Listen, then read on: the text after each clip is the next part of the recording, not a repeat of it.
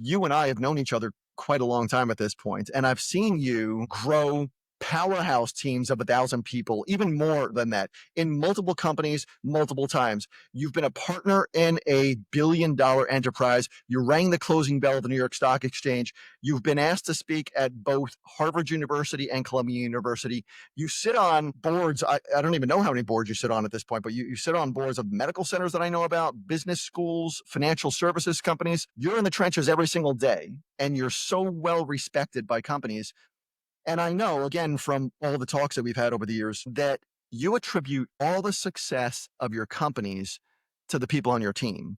And I think that's something that we have in common, and one of the reasons why we've been friends for so long. So I'm really curious as we start this, where did that mindset come from in your life? That mindset of not just building companies, but building the people around you? Yeah, thanks, Chris. In thinking through what really had an impact on my life and leading people and managing enterprises was time I spent in Boy Scouts as a kid. It just really had a big impact on me. It it taught well, my leaders taught me there that I I needed to make decisions. I couldn't look to anyone else to make decisions. And then if you made the decision, you had to live with the result. And so building a team of people you trusted and you trusted them, they trusted you, created the ideal scenario for success, regardless of what you try to accomplish. Where were you? I know you were in New Jersey. I'm not going to ask you what scout troop you were a part of, because I know you went through probably Cub Scouts, Webelos, Boy Scouts, all the way up to Eagle Scout. What town were you in? Yeah, so I grew up in Edison, New Jersey. The troop was, I think, technically Colonia, but it was kind of right on the border of the two towns. So we had a few different towns that were part of that troop. So you and I, this is so weird like this has come up a couple of times in our conversations, but freaks me out every time. We have, we obviously went to different colleges. We've done so many different things. We are in completely different industries, yet going back to our childhood, we grew up in the same town. And didn't know one another. We didn't know one another. No, we were in scouts, probably a very similar time.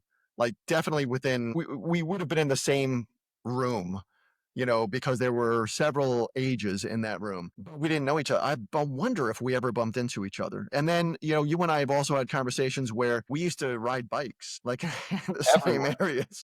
everywhere.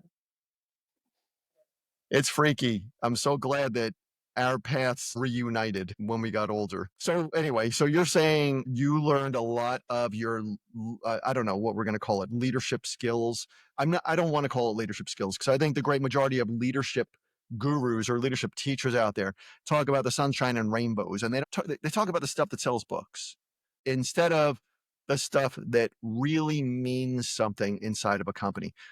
I can't tell you the number of CEOs that I've talked to who read a book and then they start doing something in the company, and then they have people quitting. Whereas when you and I have conversations, we talk about such intimate details of the psychology that we have to have, the vocabulary that we have to use, the way we move, the way we talk to people, the respect that we give to our team members, that doesn't usually make it into books.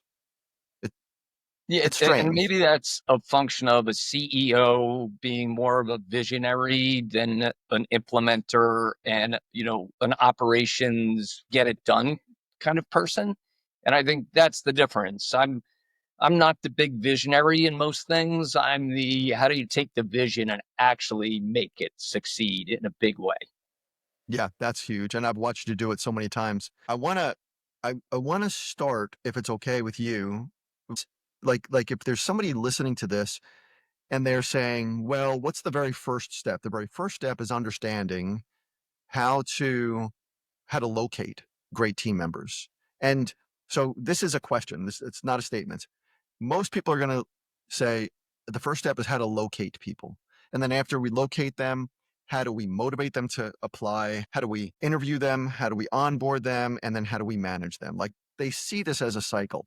I often see it completely backwards. I look at it as, how do we build a culture that attracts the right people? And the word culture scares the hell out of people because, most entrepreneurs, founders, CEOs, they have different ideas of what culture is. Some people think that culture is putting beanbags in the boardroom, which is serving martinis at lunchtime. Totally not, what you're going to see inside of my companies. But like, what's your view on that? And I would take your advice over my advice. I think that often the decisions that I make in my company, I'm very fortunate for my success because I have a lot of bumps and bruises, and then you seem to have a lot more nailed down when it comes to team.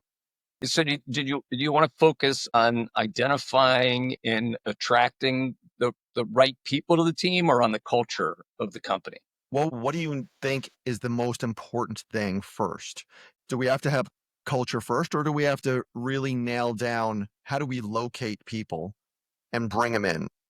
Yeah, so I think culture trumps it in the first place. If you don't have a culture, if you don't have a vision for the company, and you don't have a set of core values, you can identify the best person in the world, but if they're not aligned with your core, they could be the most experienced. They could be a perfect fit for what you're looking for from a technical competency standpoint.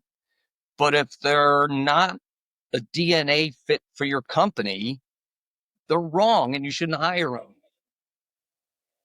And it's So going to be short lived, and they're going to hate being there, and they're going to be resentful for you. I mean, it's a domino yeah, play. they're gonna poison the well, right? Yeah. So you have to start with a good, solid vision. You have to start with what your core values are as a company. And then you can attract people that are actually intent to be part of your organization. If you don't start with that, you're just going to attract a bunch of independent people that aren't going to work well in your organization. Yeah. So, what I hear from a lot of friends is it's really costly to go out there and hire people, right? They get, depending on the level of their business. Let's just say it's a very small business, they're placing ads. If it's a larger business, they have an HR person who's out there circulating and trying to bring in talent. And they say like this is super costly. And then what is the number one biggest expense in any company? It's your people. Right? So it's not just costly to bring them on, but it's costly to have people. And the challenge that I see with that is that when you're doing it wrong, when you're not building an attractive culture, then it's definitely going to be costly. It's going to be costly because you're going to be all over the place with what you're putting in your ads. And you're going to be looking for the perfect person for a job you have that needs to get done instead of the perfect person to fit inside of your company, which is going to grow the hell out of your company. And then what if you do find people, people are not stupid. When they get hired, if they don't feel like it's a fit, they don't know what's going on. Yeah, that's why I said culture first. So our interview process, and we can talk more about sourcing of candidates and those process, but our interview process starts with our HR department having a conversation with an individual, making sure that they understand what we want in the job, but also identifying whether they would be a cultural fit, but also talking about right up front, here's the compensation range we have for this role, and here's how it's structured. Because you could go through the entire interview process and kind of stay away from that compensation discussion. And then you get to the candidate you want, and they want twice as much as what your range is. It's wasted everybody's time. But a big piece of our interview process that I've had for years, get the competency stuff figured out really quickly, put that to the side, and then focus on the person's DNA. Do they match the core values of the company? Everything world class, get in the foxhole, constantly improve, treat it like you own it. Like, and so they have three separate interviews with three separate people just on DNA issues. And if they don't get through that process, that's fine. That could be a great fit for someone else, but not for our company. Yeah. Was that an exhaustive list that you gave us? Because I couldn't even come close to taking notes fast enough. That was so valuable. Like, like I think you called it the DNA, and I don't know if that's just an internal term with your company, but treat it like you own it. And then there were other things. Do you have a list of those that you like lock into your head for people? Yeah, and you go on anybody's website, most companies have their core values and they sit there and maybe they're on the wall in the office, but they never get talked about. They're just not part of the culture. They had to put them up there because there's a page that you have to put core values on. We treat it very differently, right? So it's treat it like you own it, constantly improve, get in the foxhole, everything world class, whatever it takes, never give up, and always enthusiastic, always positive. And each of those has a couple of sentences of description behind them. So it's not just a few words. But if someone doesn't fit every single one of those core values, they're not going to be a fit in our company. Would you be okay with going through some of these and just talking about them? Because I get treat it like you own it. I get it. I don't know that I'm thinking about each one of the team members in each of my companies. They would probably get it. Certainly at the leadership level, probably all the way down, they would understand that. Constantly improve, got it. But constantly improve to me, and you and I have had this conversation. You actually used a term which I use inside of my company. It's been more than a decade that I've been using this, and I stole it from you without a doubt. I don't remember exactly when you said this, but I remember you said your company's a learning organization. And it just clicked in my head. And I said, from this point forward, every company I'm part of, it's a learning organization. And then we built an entire structure around that. But constantly improving to us is learning how to be better at the few key tasks that I own because of the box that I sit in on the org chart. What is your definition of that? It's that, but it's even bigger. It's constantly improve as an individual and the things that you're part of delivering the company, but it's also constantly improve the company. And everybody has a part in that. And you can constantly improve by going to classes and by attending podcasts and doing anything. But how are you improving the company? Let's create an improved process to collect the rent from tenants, or whatever those items are. So the company has to improve, but the individual has to improve. If you lose 2, 3, 4% of your capabilities per year, you become ineffective in a short period of time. If you improve 2, 3, or 4% per year, but you get infinitely better over the course of your career. So it's got to be talked about, and people have to know that's a value that we hold as a company. Yeah, and does that span over also into being a tighter team, not just what you're talking about, but um, and being a better person, being a healthier, maybe more balanced individual, so that you're able to give more and be happy. But also, does that span over into a team dynamic, like support the other people on your team, go out every once in a while, like when we have team holiday parties, like it's it's not a responsibility to show up for holiday parties, but we really do highly motivate everybody to be there because it's part of the bonding that we need as people. Yeah. So the constantly improve kind of overlaps into get in the foxhole.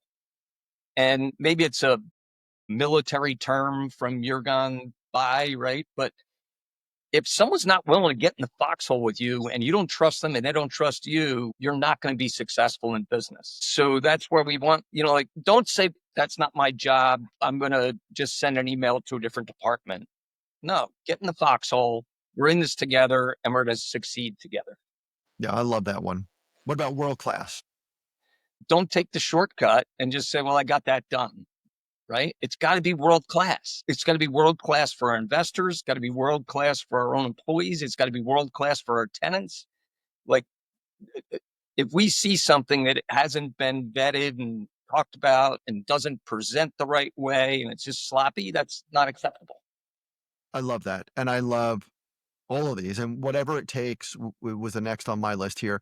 And one of the things that I love about these is that it not only holds the person accountable, like it's saying, here's the path that we all walk, but it also makes people feel more comfortable with everybody else knowing they're in the foxhole with me. They're going to do whatever it takes also.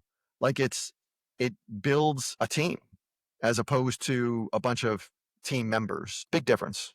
Yeah, and we recognize and reward people constantly across the organization when they do something. Everyone does these every day, but when they do something that really highlights one of these core values, there's an email that goes out and says, this property manager, did this, and let's recognize them. We'll send gift cards to their house. Well, every town hall meeting, we recognize people that align with these core values. We do quarterly, most people call them performance evaluations. We call them quarterly conversations. And every single one of these things that are on this list of 6 items, core values, people get rated a plus minus, or a minus on each one of those things by the person they report to every quarter. And they share the ratings with one another and talk about it. And if you did something this quarter where, maybe you did something that wasn't world class, you were distracted by a family matter or whatever, and you just kind of pump something out, put it out there, that's the time to talk about it. This didn't align with our core values. It gives you an anchor point for discussion. And then what are the consequences? If you get plus, minus, or minus in any of these categories, the next step is to go to a performance improvement plan, unfortunately, because maybe you're still very competent in your job, but if you're not always enthusiastic and not always positive, your work product could be great, but you're a cancer to the culture. And they could say, well, you never told me. Like, no, every quarter we've had this conversation. You're just the Debbie Downer, and you're always negative, and people don't want to, get on the phone or a conference call with you because it's just going to be negative. Your work product could be great, but you're not part of our culture. We don't want the negative. Yeah, that's great. We do similar meetings. So we have quarterly reviews also. We also have a variety of different meetings in between there. And we could get into that later on when we start talking about some other aspects. But one of the things that you said is something that I think most companies get wrong. And when I go in as an investor to a company, this is something that I believe if they don't understand how to do this, I think their time is limited. So there's no way I'm going to invest in them unless they understand this one point, which you mentioned, which is recognize and reward. People, team members, they want to be part of something bigger than themselves, but they also want to be recognized. And I think the majority of companies get this wrong, especially when it comes to the reward part. And they believe that the only way people want to be rewarded is monetarily, what just ain't the case. So can you speak on that? Yeah, look, most people want acknowledgement. They want to be part of the group. They want to be recognized for what they've done, way more than a gift card or a spot bonus or an annual bonus. All that is nice and should be done. But if they live in an environment that is aggressive and negative and not supporting, then they're going to self-select. If they're good, they're going to self-select and leave. So Very quickly. yeah, and maybe the ones that don't care will just stick around and live in that environment. But you have to create an environment where you're recognizing people's contributions, because the recognition, non-monetary recognition, is so important to someone feeling engaged and appreciated and growing. So yeah, I mean, it's just got to be part of the culture. Yeah, I have a question for you about your policy on recognition because I learned something the hard way, and which I think is the way we all learn as if when we're growing fast, right? We just put our blinders on, put our head down, we charge forward sometimes, which is great. Like that's how we grow companies. It's just that there's more bumps and bruises when you're doing it. One of the things that I learned was public recognition is amazing for certain people, but it'll destroy others. And we had a woman, which this haunts me. That's how bad I felt. We had a large team meeting. Everybody was there. I was up in the front talking, and I publicly talked about this one woman for a while. Like I was so happy with her performance that I rambled about how great this person does this. And I didn't realize it, but she was turning darker and darker red and sweating. And I thought, I didn't see that, but I thought, well, the climax to what all this great stuff that I'm saying is going to be to call her up front. So the lesson that I learned as she stood up and walked out was it's so vital to really get to know everybody on your team, to have meetings with everybody on your team and understand what's important to them, what they value, what their goals are personally, as well as in business. Because rewards and recognition, when we can align them, where they get rewarded when they do things that not just grow the company, but are aligned with the things that they want in life. So they want the trip to Spain with their family for 2 weeks, and they want to earn enough to be able to not even think about that, or they, whatever they want. When we can align our rewards or recognition or whatever with the things that are important to them, things go a lot longer. And by the way, so much cheaper for a company, and people stick with you so much more because when you reward them with something they care about, they genuinely feel this is real, like this is a family. Yeah. So individualizing how you reward people is super important. It's hard as you build a bigger organization. So you have to delegate those items to their direct managers who know that person has kids or grandkids, or that person likes, birds, and a bird feeder would be better than it would be individualized to them. Something that says it's was specific to them versus just here's a $50 gift card to Amazon. Yep. Yeah, big difference in their mind. So if a company's growing and they know that the surest way to grow in a stable way is to add additional team members on, but they don't know how to locate and attract them, what's some advice that you would give them, or from everything that you've learned about where to locate? And I guess let's be focused on top tier talent. Let's go leadership and above, like leadership, C-level, people like that. Yeah. So maybe there's two answers to the question: an in-office or local hire versus a remote workforce where geography doesn't matter. So my experience with the more local in-office, you know, hire, that comes from your network and the people that are in your industry and the people that know somebody. And you can get really quickly a good handle on who the right people, a limited number of people. If you're looking at leadership team people, who is the best at this that lives within an hour of this location? And if you have a good network and you're well respected, you're going to get to that answer really quick. And it's going to be less than 5 people. Now we'll go to the second part of the answer, which I currently have 155 employees. We're 100% remote. We have a small office in New Jersey, small office in Long Island, but you know, 97% of the people are remote workers. The good news with remote work is I can identify really, really top quality candidates for any function, and they don't have to relocate or be located within an hour drive of somewhere. I can find someone in Missouri, in Arizona, in Wisconsin, wherever, but finding them becomes harder. Years ago, you'd put an ad in the paper and someone had to find the ad. Nowadays, obviously, there's a lot of tools. I have an in-house one of the people on my HR team is an in-house recruiter, and she's got all the premium levels of the LinkedIn's and the rest of these. And we know where to post our jobs. We know how to get eyeballs on our jobs, but you have to have a really solid job description.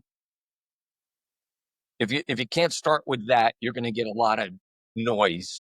So a good job description, you have to identify what measurables or data are going to be part of that person's responsibility.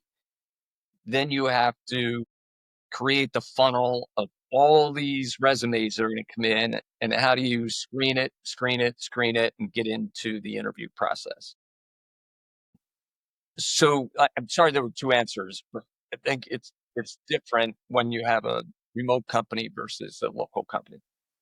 So I'm curious, and we're all over the place. I'll bring it back to locating in a moment, but you said something about the remote workers. I'm curious what the difference is between how you manage somebody who's remote compared to in-house. Now, most of our people at this point inside of each of my companies are back in-house. Obviously, everybody was remote during COVID. Prior to that, it was more of a 30% remote, 70% in-house. Now, I really wanted everybody to be back in because of the different personality I think that people have when they communicate with people face to face. But I'm really curious how it works in your companies. So I guess I'd start by boiling it down to one word, which is rhythm. Remote has a lot of challenges. It has a lot of benefits. One of the biggest challenges is that culture and those touch points, not knowing the next time you're going to talk to your boss or the next time you're going to talk to someone who reports to you, not knowing, like, when is the next meeting? Do I need to create a separate call for this, or am I going to be on the call with that person tomorrow? So creating a rhythm, and our rhythm is starts at 8 o'clock East Coast time every morning. The leadership team, we meet for 15 minutes. The agenda is, what are the key things going on today? What are the key things happened yesterday? Am I stuck on anything? Do I need input from anybody? Can anyone else help me with something? And everyone gets a chance. There's 6 of us, gets a chance to go through that and hear what the key points are, what developments have happened since yesterday, and identify, if anyone's stuck on something and needs help elsewhere in the organization. 8:15, we're done with that call. 8:15, the 6 of us get on 6 separate conference calls with our direct teams, and we cascade the same way to those teams. And then those teams get off that call at 8:30 and go to their next call. And literally by 9 o'clock in the morning, everybody in the company has spoken with the people they report to and the people that report to them, and identified what's the most important thing to get done today, and who has to get, someone else is stuck. How can you help them? So first rhythm is every morning, the cascading. So I don't have to think about, well, I got to call Joe this afternoon. Like, no, I'll be on the call with Joe tomorrow morning. I don't have to make a separate call. I don't have to send a separate email. I know I'm going to talk to him tomorrow morning. And I keep lists of this list for this call and this list for this call, and make sure all that happens.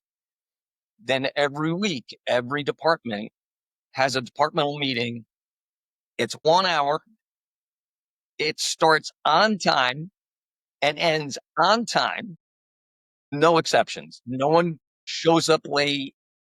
No one logs off. On camera, get on the call, and a fixed agenda. Go over your measurables, your data, and discuss issues, solve issues. Talk about the big goals. It's very structured agenda. And then a series of other kind of recurring meetings that are cross-departmental. But I go back to rhythm. You need to have a rhythm in a remote workforce to make people part of a team. And any other meetings like you do your daily and your weekly? Yeah, and we run a quarterly meeting that is the leadership team for 2 days offsite, and we go through everything from our core values to our structure to our numbers, all the way down to what are our big goals for the next 90 days. We don't we do an annual meeting, but to plan on what's going to the company and the market and the industry is going to look like a year from now is very hard. So we break it into quarters, and then once the leadership team has a quarterly, every department has a quarterly. Once they understand what the leadership sees for the next 90 days, they ingrain that inside of their plan for the next 90 days. So we have this 90-day rhythm. Although we set budgets for the year and do all the rest of that stuff, it's too long a period. And what about annual meetings? The annual meeting is like 2.5 days. And we go back and we look at the 10-year plan, the 5-year plan, 3-year plan. We go through, dissecting our customer, our investor. There's a little more of a deep dive on things at the annual meeting versus the quarterlies, which are more 90-day focused. I love this. We have a similar umbrella of meetings where we do our daily, weekly. We do a monthly also, but the main ones are daily, weekly, quarterly, and annual. And everything starts with our annual. Like our annual sets the tone for what our targets are. And then everybody on the team will strive to meet or exceed those targets based on what we do in the cadence of our shorter meetings. The one place that we differ is your quarterlies are offsite, which I am now thinking, why are my quarterlies not offsite? Our annual offsite is massive. Like, I don't know how many people you talk to in business about if they have meetings or not, in other companies. But there's a lot of businesses that they fear, like the CEOs or the founders, they don't want to have meetings. Number one, they've listened to a bunch of online schmucks who say meetings are a waste of time. Or number two, they don't internally feel like they're a strong enough leader to actually lead a meeting, which between like I'm sure you'll agree with this, but I'm curious. Um, if you're leading the meeting, you probably do less than everybody else.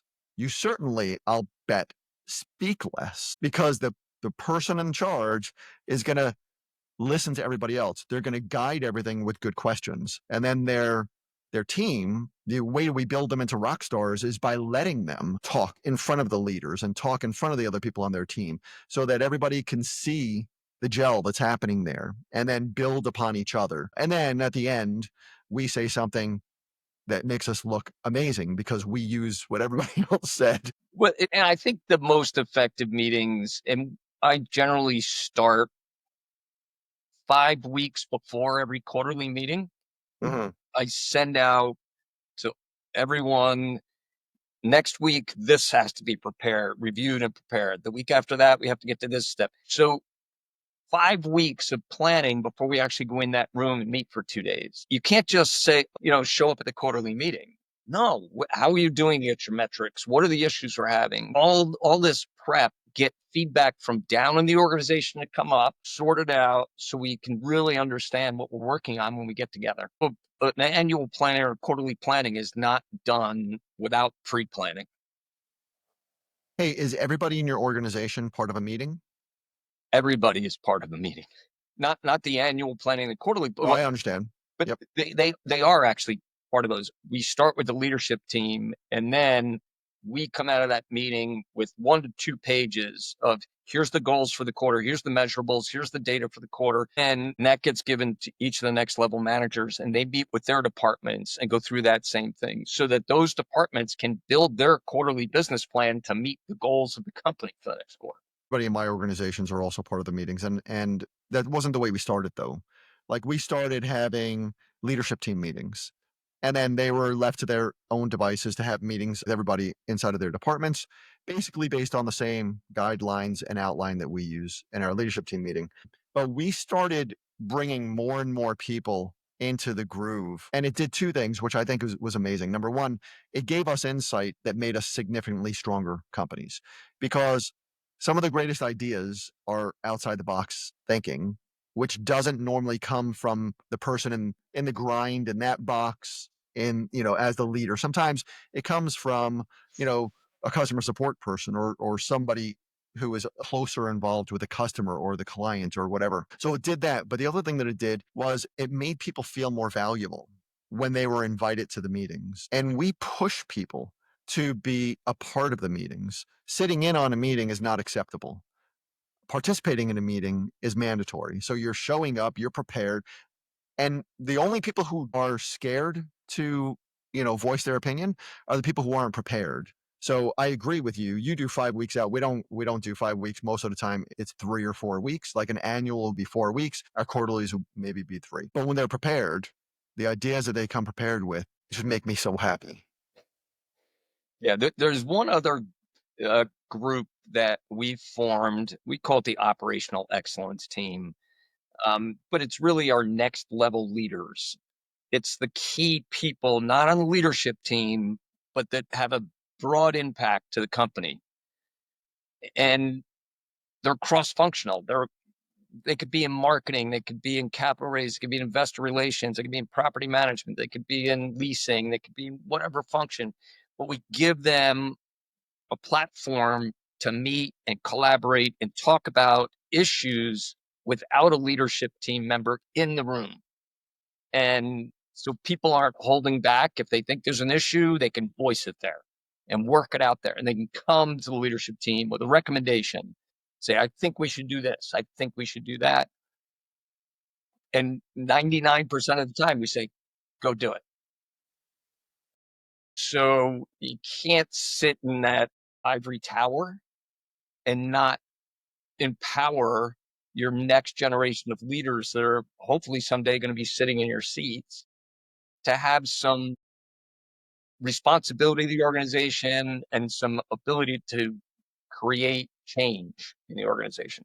That brings something up that's really interesting. Like, you said something when we very first started, which I wholeheartedly agree with, and that's that everybody in the company is encouraged to grow. Encouraged may be a very light word to use there, but we want people to grow. Now, there's people who are really great in the box that they sit in on our org chart. Let's just call it an executive assistant. I have one person in mind who's an amazing person inside of our organization who's an executive assistant. She needs to keep growing to become a better executive assistant, to learn other tasks, how to be a better person. But there's a strong possibility that she never wants to be anything other than an executive assistant. Super happy and wonderful at it. But there are other people in the organization who want to keep growing. They see a leadership spot that they want to have, or they believe that they should go into another department as a leader, or whatever the case is. How do you determine when somebody is ready?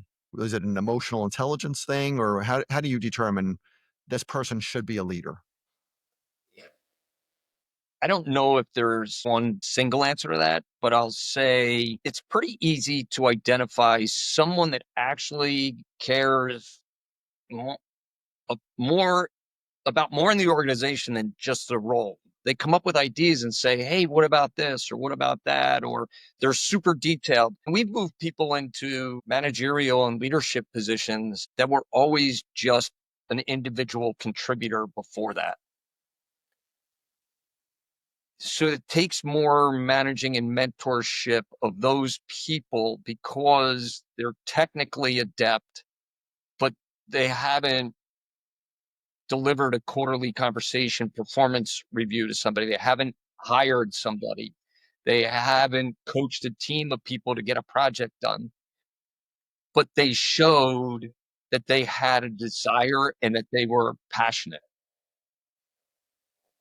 Yeah, that's huge. That's huge. Do you have a process inside of your organization for people to ask to be promoted? Yeah. So we have every employee has an employee development plan. So once a year, well, once a year we ask them to kind of review it, but every quarter when they sit down with their manager, one of the things, it's not just an ad hoc conversation, it's actually a structured conversation, but it's not to talk about business issues. It's to talk about the employee. It's to talk about where do they want to be 5 years from now? And then, so if they want to be there in 5, where do we need to have them 3 years from now? And then what do they need to do in this current year, whether it's classes, whether it's attending meetings that normally they wouldn't have attended for another department, whether it's joining an industry organization, whatever it happens to be. This is if I do this year and then revisit it next year, 3 years, I can definitely be here. 5 years, I could definitely be here. In a large enough organization, that's easy. In a small organization, it becomes a bit more of a challenge because there's not as many seats to move people to.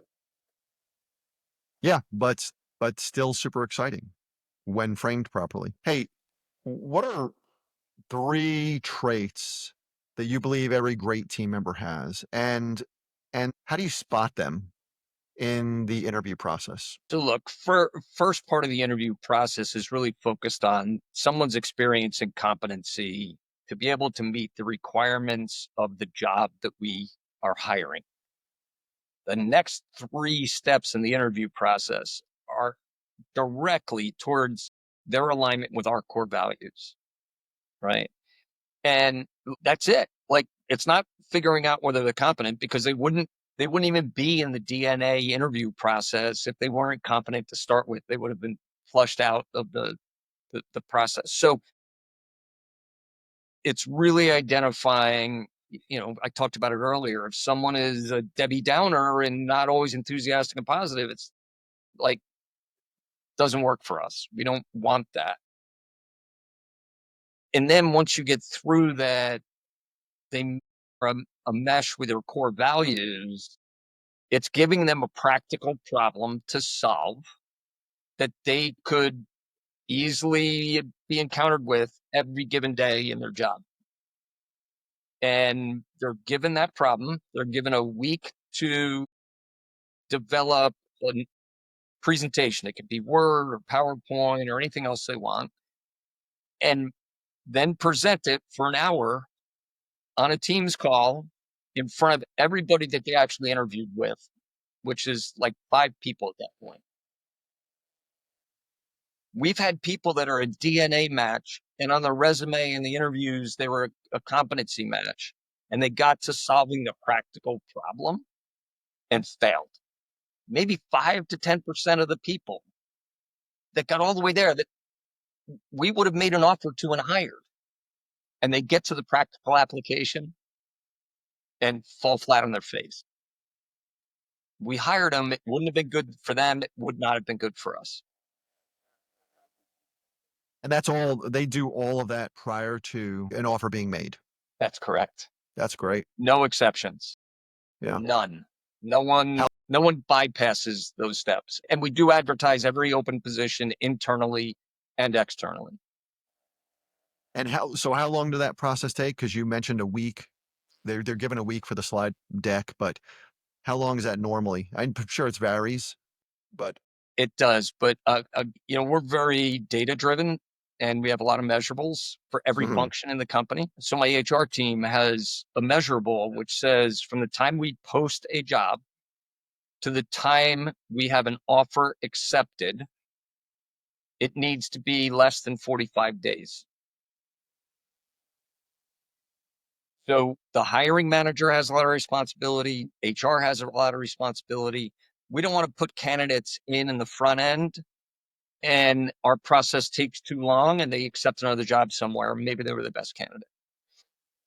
So right now, our metric for the last 3 to 6 months has been holding steady at 28 or 29 days from the time we post a position to the time we have an accepted offer. Not start date, because some people could start right away, other people need 2-3 weeks. Accepted offer, 28 or 29 days has been our standard recently. We start creeping up to that 45 number, and we better be doing something internally to say our process is taking too long. So, and then if it's taking too long, I assume your team becomes more proactive and they begin reaching out to qualified candidates. Historically, we would see the December timeframe every year, our numbers would click up. Yeah. Whether it was are people that weren't available to do interviews because they were out on holiday, whether it was the interviewees that were busy with the holidays or traveling, the number would tick up. Yeah. Right. But I join, we have a call when a hiring manager says, I need someone to do XYZ. There's, they have to submit the job description, the compensation range, who the interviewers are going to be, and they have to submit the test drive document that's going to give the person a practical exam, right? So I join those calls with the hiring manager and my in-house recruiter. And I look at the hiring manager and I say, you're not just sitting there waiting for HR to send you people. You are an active participant in this. If you don't review the resumes, if you don't open up your calendar for interviews, if you don't do this, you don't do this, you don't do this, you're going to have a bad hire and our number is going to slip back up to 45 or 50. I look them in the eyes and I say that on those calls. Yeah, you're an intimidating dude. Hey, walk us through your onboarding process. How you're able to take somebody from, like, they went through that whole process that you just talked about. You believe they're a good fit. Now we've got to get them momentum. And the faster we could get them momentum, the faster they could become a rock star. I find that in the beginning, when I was just learning business, which is now going back 30 some odd years, we screw that up a lot. We would bring good people on, but we just kind of thought they were going to do great work when they came in. There was no true onboarding, or we overwhelmed the hell out of people and then they forgot everything, a week later. Walk us through the onboarding process that you guys use. Yeah. Wasn't always as good at it, but I think we've got it nailed pretty well now. It's really, really important, right? So it starts the day they accept an offer. Right from communications with HR, communications with whoever they're going to report to, we create a 30, 60, 90-day plan for every employee. Introductions and conference calls with the people they're going to be working with. Obviously, the HR first day is the HR. Here's your benefits documents, the IT stuff. We FedEx a brand new laptop, 2 monitors, a keyboard, and a mouse to someone before they start. The day they start, it's all there. And like, how does someone ever start in a remote company if they don't have the technology tools? So that start. Then the 30, 60, 90-day plan. Where do we want to be together in 30 days?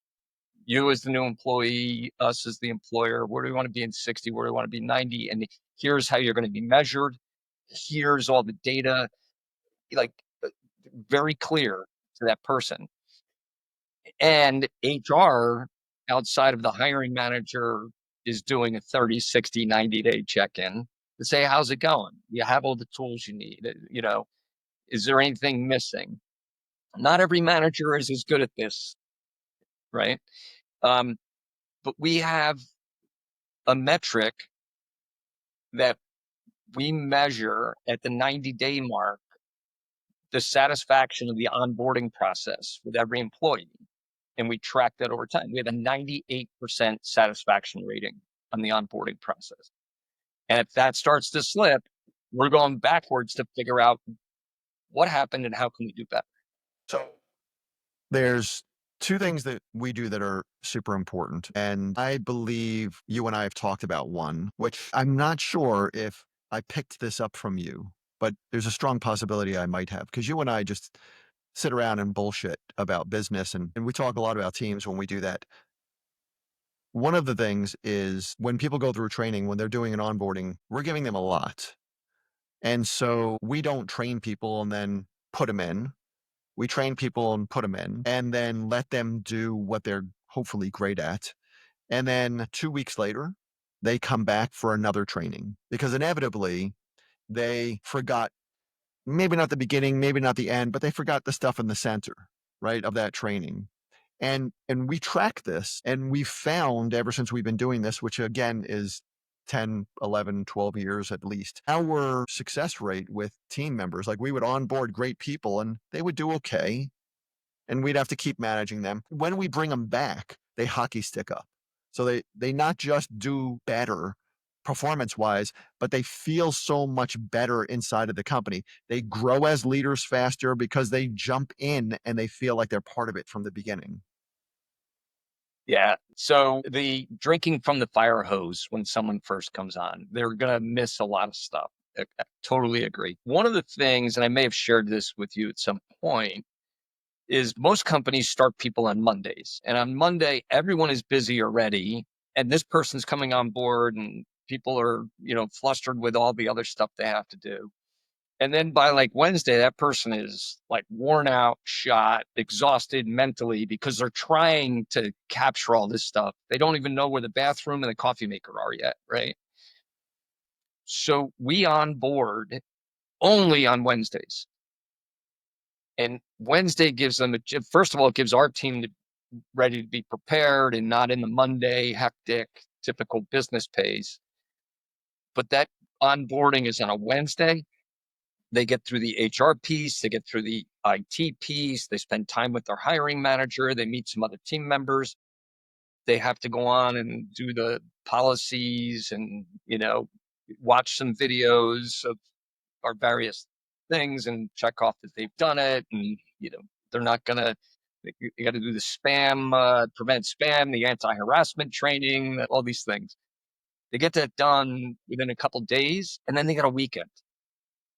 They can sit back, they can relax, they can go back, review a couple things, and come back Monday fresh versus starting on Monday by Friday. They're just overwhelmed. My head of HR, credit for that. It was not something I invented because I was always a start on Monday. They finish the last job on Friday, start on Monday. That's funny. That's how we started this whole thing, where I've watched you give credit to your team for everything as you grow companies, and you just did it. One of the things that we do, which I believe has been a game changer for us, and I think you mentioned a form of this. So I might be reiterating something that you said, just using different terminology, but everybody who gets hired inside of our companies, and it doesn't make a difference what the position is, everybody gets hired gets a mentor. So they go through the training, they get put into the fire, they get retrained. They're part of the entire organization, like everything, including if we have a weekly dinner or if we have a monthly dinner, they're part of it. They're getting ingrained in the culture. But I think the most important thing that has made a difference inside of everybody inside of our organization is the fact that they always have a mentor to call. And that mentor is somebody who understands not just the skill sets inside of that department, but the company itself and everything from, like you were saying before, where the bathroom is to who to talk to. Because the reason why I think this made such a big difference is because it subconsciously teaches people how to use a hierarchy inside of your business, how to ask the right person questions when they have questions, as opposed to not asking questions at all, which is the worst, right? Because they don't know who to ask. They just try to muscle through everything, which always gums up the work and slows things down. Or just asking their favorite person. It teaches them the hierarchy. This is the person you ask for everything. And then that mentor doesn't always answer questions. That mentor says, that's a great question. Let's get John on the phone, or let's get Mary on the phone, because that's the person you need to be asking. So they literally train that into them. And that's a minimum of a 3-month mentor for depending on the position inside the company. Yeah, I've had varying degrees of success with assigning a specific mentor to people. I really ask the hiring manager, whoever this person's going to report to kind of fill most of that role. What I've found over my career is mentor, mentee, and I have people that I mentored 30 years ago in business. I remain personal friends with because I took mentoring seriously and helped these people, adjust to the company, but grow a career. But not every mentor takes that same accountability and maybe not, they don't have the skill set or the experience. So I haven't had as much success with mentoring as I would like to. And maybe I can learn a few things from you on how to improve that. Yeah, it's been huge for us. I like the idea. It started as a cultural thing so that people just felt comfortable, but it turned into one of the greatest assets that we have when it comes to onboarding. But let me ask you a question about paperwork, would you say is the number one piece of paperwork that you use with your team? And you could say a variety of pieces, but do you have like a number one that you think, no matter what company I start after this is going to be there? Yeah, and nowadays it's funny to say paperwork, right? Because that's everything. I Everything's electronic. Um, and I still have papers in my office, obviously, but we have a shared platform operating system that we use that everyone has access to. It has our organization chart on it. It has our process on it. It has every measurable, every metric, every, it's shared. And we're not trying to hide or keep anything secret from anyone. Here's our structure. Here's our rhythm of our meetings. Here's our customer. Here's our core values. It's and it's called My 90. It's a platform that works on 90-day timeframes quarterly, but it's our encyclopedia. It's our Bible. So we don't want different departments creating different things. So everyone has a consistent structure, process, and mapping of everything that gets done. That's awesome. I mean, we've never talked about this, but my guess is that you use exit interviews. Do you also use stay interviews?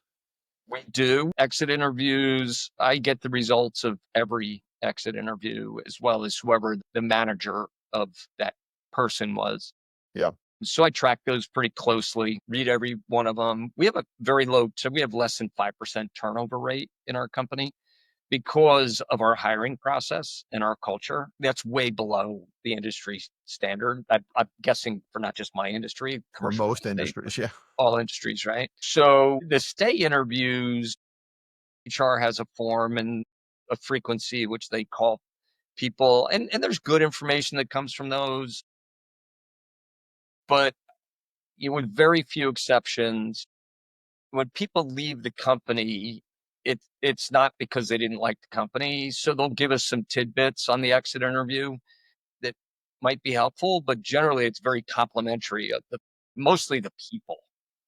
Um, and every once in a while they'll say, well, yeah, we have too many software platforms or some other kind of critical things, but no one ever says the people were no good.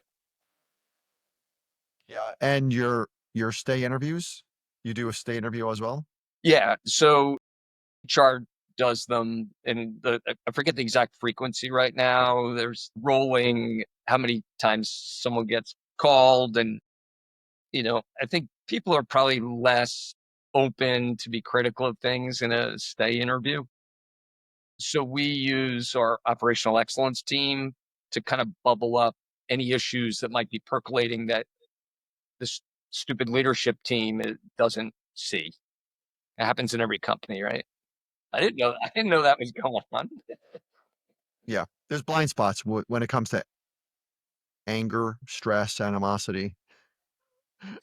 They tend to be hidden until it's too late Yeah. sometimes. Yeah. What do you believe the hardest lesson is that you learned in developing teams? I'll go back to a phrase I certainly didn't create, but it's hire slow, fire. A lot of times companies do it exactly the opposite. I need somebody, I need somebody, I need somebody, I hire fast. And then the person is either not a cultural fit, a capability fit, just whatever's wrong. And they think it's going to get better. And they don't want to go through the hiring process again and turn over someone else. And so you got to just change that paradigm. You got to hire slow, make sure you have the right person, and you got to fire fast. And fire is a hard word, right?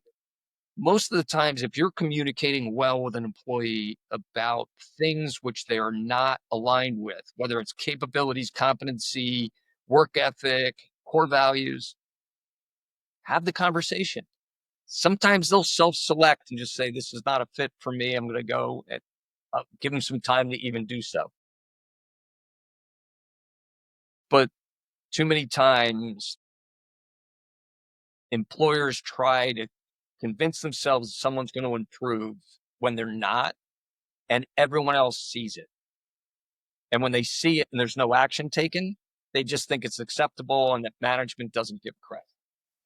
And that either reduces their performance, which sucks, or they become or it becomes a virus, right? And they get resentful because they're busting their ass and management isn't awake enough to actually see that this other person is not pulling their end. That's right.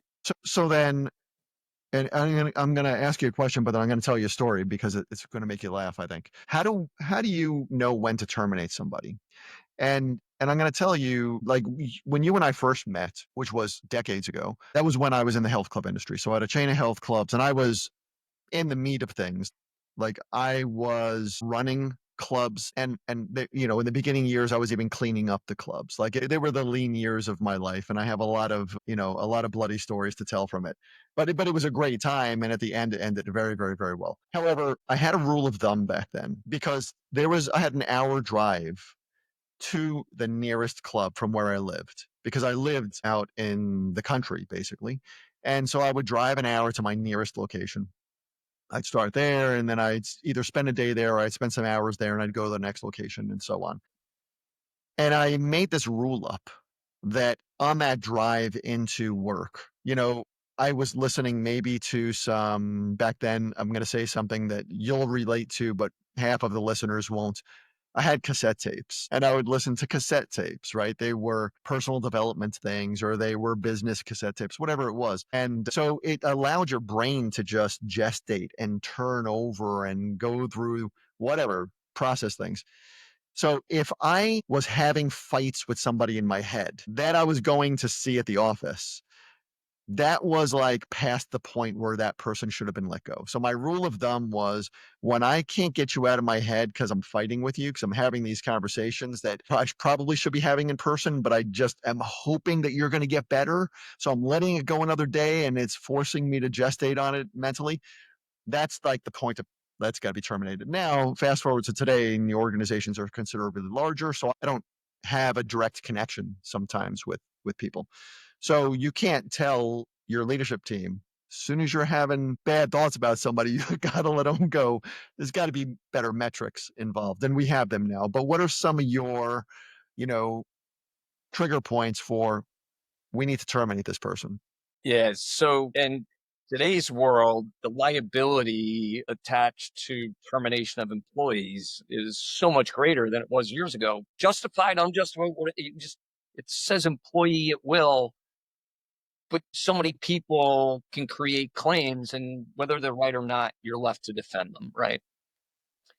So I think the biggest learning moment for most managers is when they come to me or come to HR and they say, "I'm having a problem with this employee, and I want to terminate him."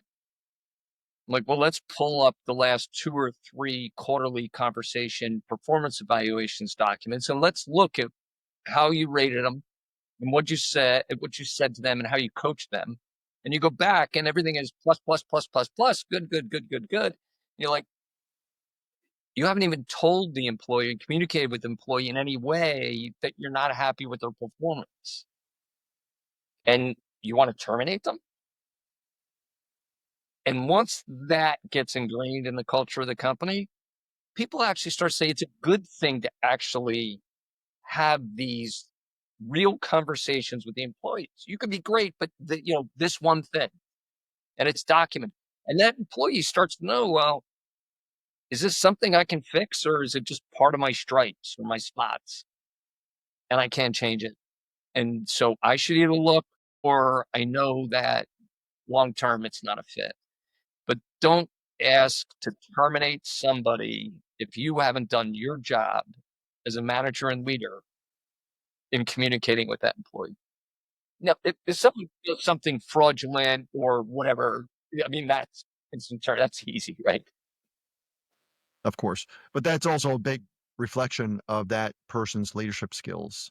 Like if they're coming in and they're making an emotional choice instead of a choice that's backed up by the values of the company, it's not a fit. And like that's retraining for them. Yes. Yeah. We call it LMA training, leadership, management, and accountability. So when someone sits in a seat where someone reports to them, they get graded on how well they lead, how well they manage, and how well they hold people accountable. Yeah, that's wonderful. That's great. What do you believe is a piece of advice that you got that you could share with other founders about developing leaders, like something that really made a big difference to you? So I guess I'll go back to a story from Scouts again.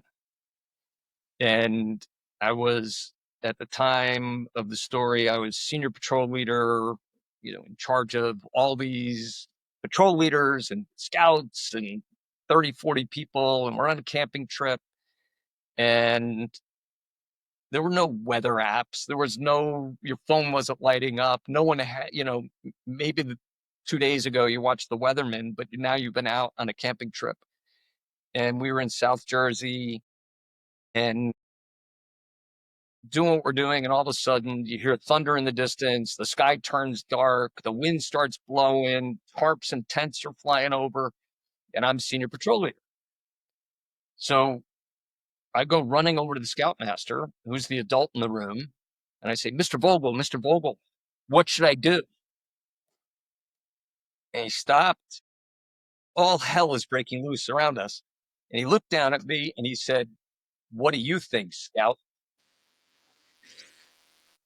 Which told me it was my responsibility to make the decision. He wasn't going to let me do anything stupid, but he wasn't going to make the decision for me.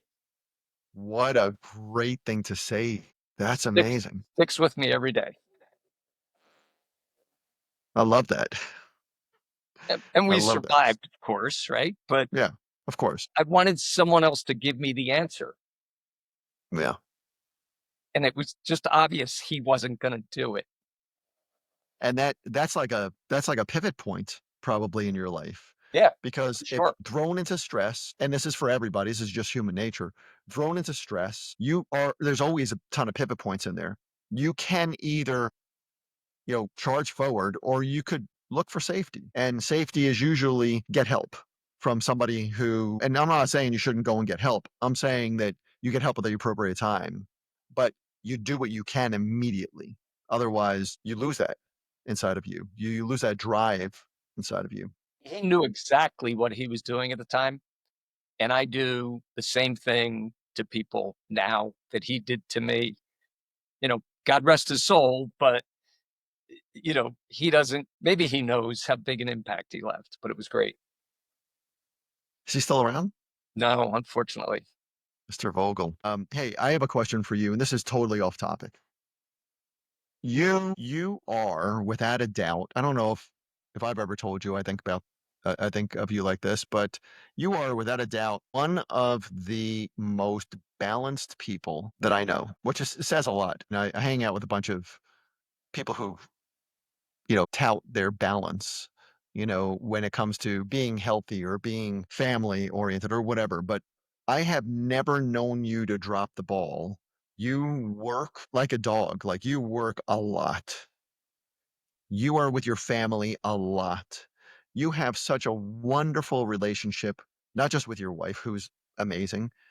We're with your daughter, and with your daughter's husband, like, and with your grandkids. And I mean, there's when you and I share, we'll text each other, most of our texts are, you with your grandkids or something, right? It's family stuff more than it is business stuff. But it's more than that. It's personally, you go on fishing trips to Scotland with your friends. You do big things that most founders don't ever make the time to do. How much do you think that has either contributed to or held you back from success? I will say it's hard for a founder, CEO, an entrepreneur to be successful if they don't have interests, relationships with people outside of just 100% dedication to one thing. You and I have been in the same business group for 25 years. Um, once a month, made the commitment once a month, Tuesday night, fourth Tuesday of every month, getting together, structure agenda, a platform, no excuses. I think if any of us had missed more than a half a dozen meetings in 25 years, once a month, it would be a lot. But you have to make commitments to things, and then you have to prioritize, like, family trumps business, unless it's such a critical business issue that I'm like, okay, I have to make an exception and then deal with it again. It's prioritizing, you know, you probably prioritize health more than I do. Sometimes I prioritize family and business over my health, but then I get back to the health, right? But I think having interests and hobbies and people outside of the business are absolutely critical. Emotionally, physically, you need to have passions outside of just business. Like, you can't just be all business. You're never going to succeed that way. And if you do, you're not going to be happy.